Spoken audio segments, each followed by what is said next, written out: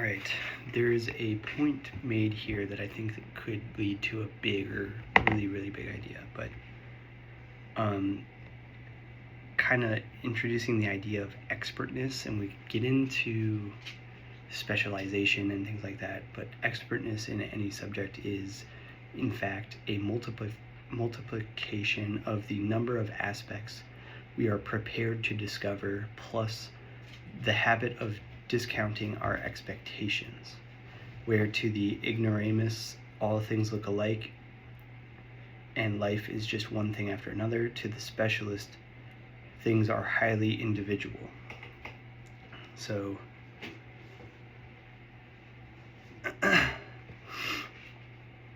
those who are expert are so on only a few topics. So even amongst the expert soldiers, as we learned during the war, expert cavalrymen were not necessarily brilliant with trench warfare and tanks.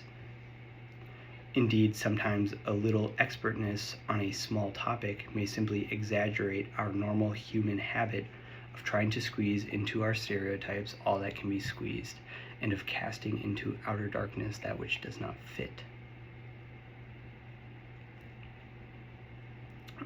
So, whatever we recognize as familiar, we tend, if we are not very careful, to visualize with the aid of images already in our mind.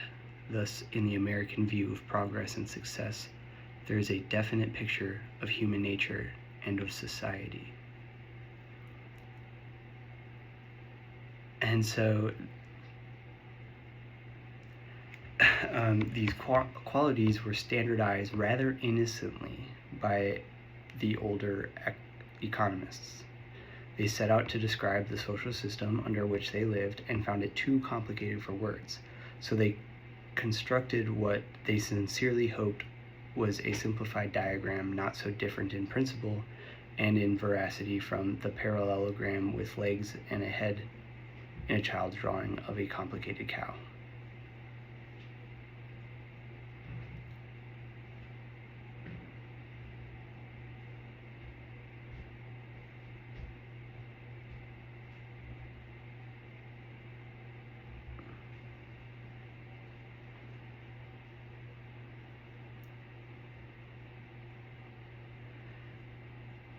So basically, economists came up with this model. They modeled it out, they graphed it. Capitalists who had diligently saved capital from his labor.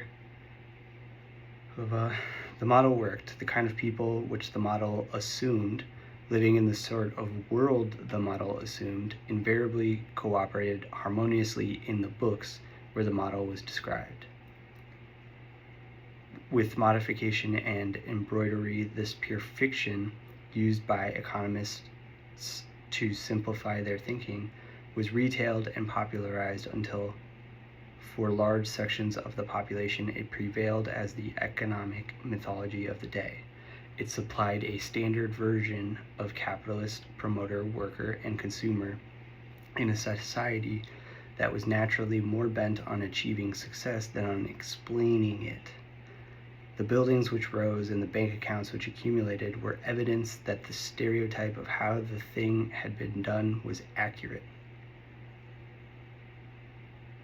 So, the reason why I'm glomming onto this is for a number of reasons. One is, again, I think a lot of times flawed systems come from good intentions. These were older economists trying to simplify how everything worked, and so hindsight provides us the context that is necessary to assess it. In this case, it's interesting because, kind of unlike any other area of life,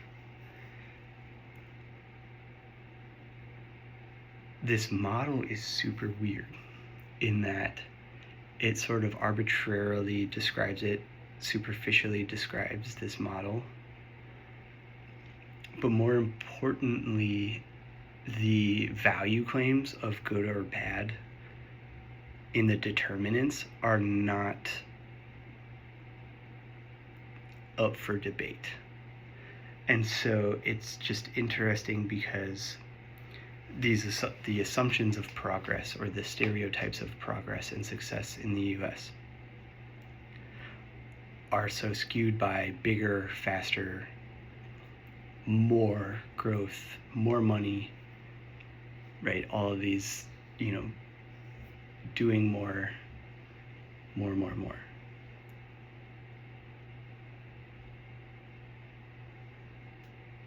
But okay, like that's so interesting because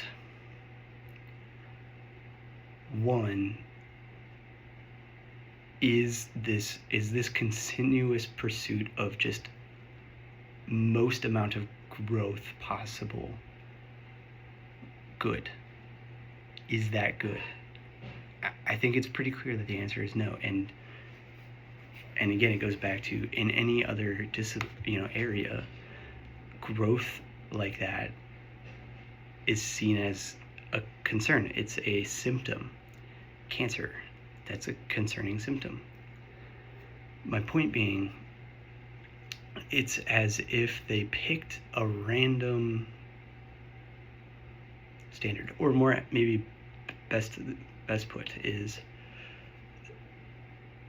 the thoughts at this moment in time, it made sense to have that mindset, to have that value base, was the reason why the US was able to grow so fast and become the world power that it was. That made sense in a growth period. But now, as we've developed most of the country,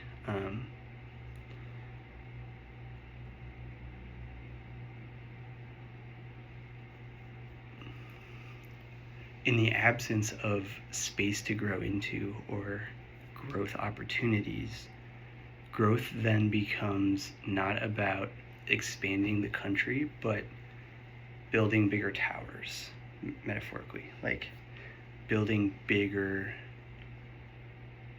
making what is there bigger. And so, whereas we were going like this and kind of rising up, as we were spreading out, we were rising up, so it's slower. Now we are here. We have nowhere else to go out, so it's just up. So it made sense for that to be the value base originally. And so the point in the book is, we adopted that mindset, and it probably made sense. And I sense coming around the corner is the explanation that I need that will just explain what I'm saying. But as was mentioned, like, it was more bent on achieving success than on explaining it. And so basically, economists just said, here is our formula for success in this market. And nobody was like, does that make sense? Does it make sense to measure success in those terms?